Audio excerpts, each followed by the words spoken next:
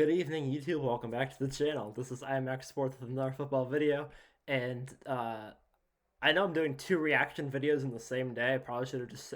This deserves its own reaction. Um, Figured I'd wear my Super Bowl 51 hat for this video. Seemed fitting. Um, what an incredible game that was.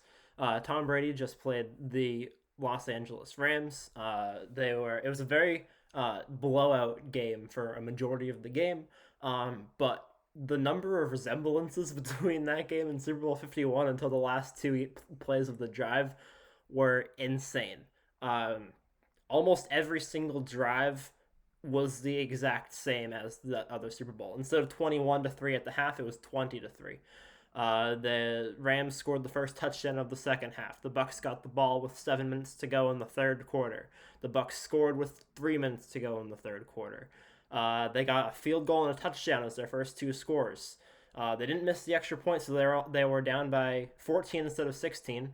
But and then the Rams offense had a couple of bad drives in a row that ruined their chances of winning. Tom Brady came back and tied up the game. Leonard Fournette had a fantastic game, similar to James White. They used him in the same way. He didn't get 15 catches like James White did, but he did a lot for the offense. He probably got close to, if not over, 100 yards total between rushing and receiving. And it was overall a fantastic game by both teams. Really engaging, a lot of fun. And the divisional round, all these games have been really good games. The first two were low scoring. This one was a higher scoring one. But in my opinion, this has to be the game of the season. I wasn't rooting for anyone. I don't root for Tom Brady. I root for Rob Gronkowski. I want Rob Gronkowski to do well. He is my favorite player. So I'm glad he got 4 catches for 85. I'm glad he got his due. There was a couple of bad throws to him. He could have gotten a little bit. He could have gotten 100. But other than that, I thought it was a really good game, and it's just, bro, that game was crazy. That was the one game that I thought. So far, I've gotten all three predictions incorrect. I chose Tampa, I chose the Packers, and I chose the Titans. My only upset, I picked Bills over Chiefs. That's probably going to be wrong. Kansas City's probably going to win, and I'll be 0 for 4 in the divisional round. But yeah, no. I've officially gotten all three games incorrect. And this is I'm probably gonna be making a video about this tomorrow, honestly. But I just don't understand why they don't do MVP voting until after the playoffs. I think that the most valuable player should be decided. I think that they should do the MVP voting after the conference championship round is over. I think that the playoffs should have an impact on the MVP voting. I think that the most valuable player not only is the player that does well in the regular season to improve the team and is valuable to the team, but also what they can do in the postseason.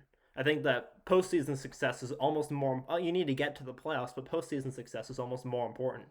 For the MVP, they put a lot of emphasis on games won in the regular season. So why shouldn't games won in the postseason be important?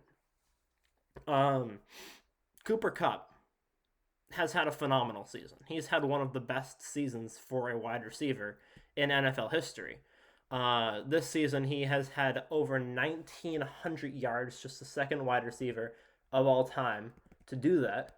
And he also had 17 touchdowns in the regular season on top of that. I'll pull it up right now. He had 16. He had 1,947 yards and 16 touchdowns. He led the league with 145 receptions. And in the first playoff game last week, he had 5 catches for 61 yards and a touchdown. That game the Rams handled very well, so they didn't really need him. But this week, he had 9 catches for 183 yards and a touchdown. Most importantly, when the Rams had 20 seconds on the clock with the ball to start the last drive of the game, he caught both of the deep bombs that set up the field goal. He caught the first one that got them into midfield, and then he caught the second one that got them down to the 20-yard line so that it was a makeable field goal. And I think that the fact that Cooper Kupp, I'm not saying that that I know who the MVP is, but since they do the MVP voting at the conclusion of the regular season, I think that it's very highly likely that Aaron Rodgers will be getting the MVP. But if you look at the stark contrast between Aaron Rodgers' game and Cooper Kupp's game, Aaron Rodgers had 229 passing yards. Cooper Kupp had 183 receiving yards. Cooper Kupp had 80 to 90% of the yards Rodgers had as a wide receiver. He also scored a touchdown and was part of the game-winning drive for the team. Aaron Rodgers did not score a touchdown. He had multiple chances at game-winning drives. He could have won the game at any point. And I think that, and Cooper Kupp just has been unstoppable. The amount of times that I thought that, the amount of times that every time I see a Rams game, it just looks like Cooper Kupp is running around on the field and all the defenders look like they're losing their heads.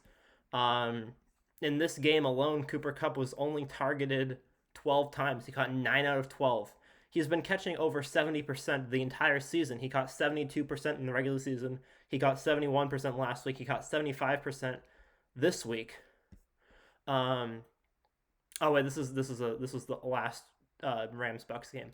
He didn't have 12 catches. He didn't have 12 targets today. He had 11 targets today. He got 9 of 11, which is 88%. So yeah, no, I have nothing against Aaron Rodgers. I think Aaron Rodgers is a fantastic quarterback.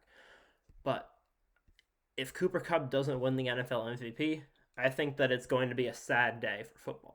I think that this was the year, this was the chance that we could have had our first ever wide receiver MVP. Because the previous times that there's been possibilities for wide receiver MVP, you had the year where Jerry Rice had 22 touchdowns, but he only played 12 games. Can't win MVP if you play 12 games. Then you had the year where Randy Moss caught 23 touchdowns.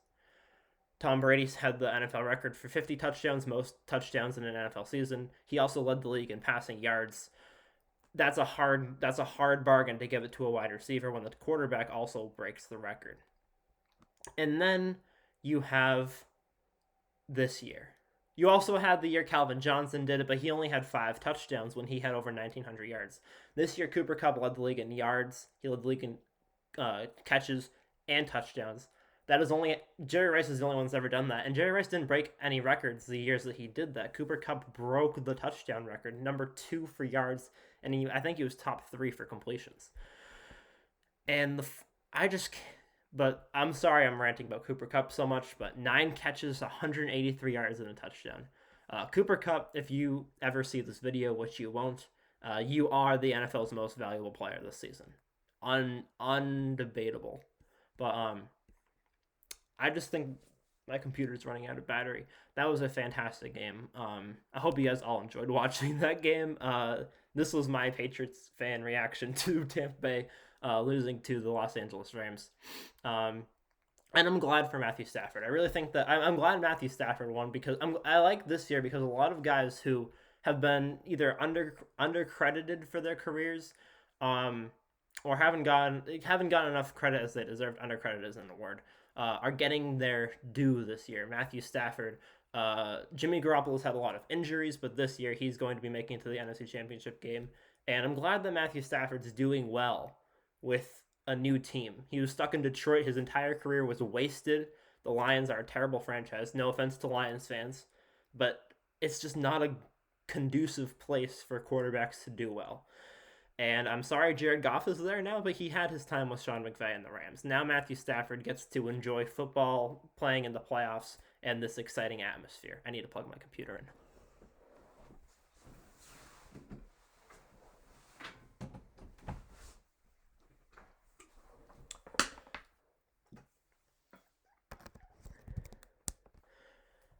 And the last point that I wanted to make was this was such a good, not only was this a good game because of like the whole comeback thing, the 28-3 thing, there was just a lot of really good, really impressive offensive and defensive plays.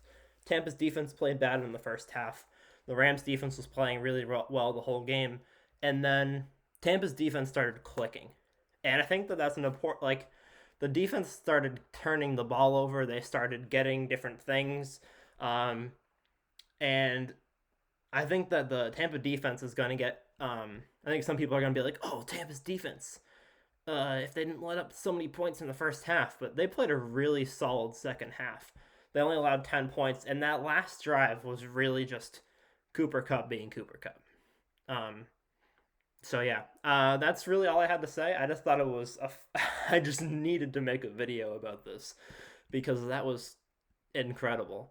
Leonard Fournette had 2 touchdowns.